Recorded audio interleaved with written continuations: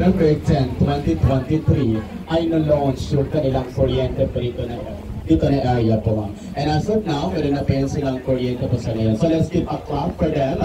Palakpak po para sa kanila kasi meron na po yung kuryente po dito na area, which is hindi na malilim yung kanilang paligid po, ma'am, sir.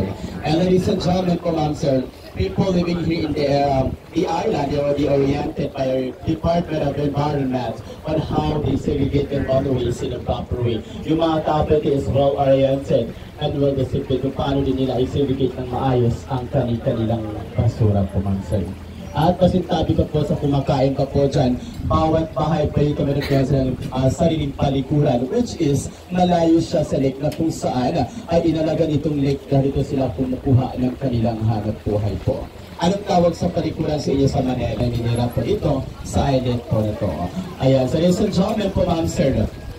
So dito na side is we have 140 feet deep approximately dito na area po, ma'am, sir. At itong lake namin before, actually this is recommended po siya for inuming tubig, but now this is not advisable for the drinking water. This is pwede naman po siya panlaba at saka panligo lamang itong lake na to po, ma'am, sir.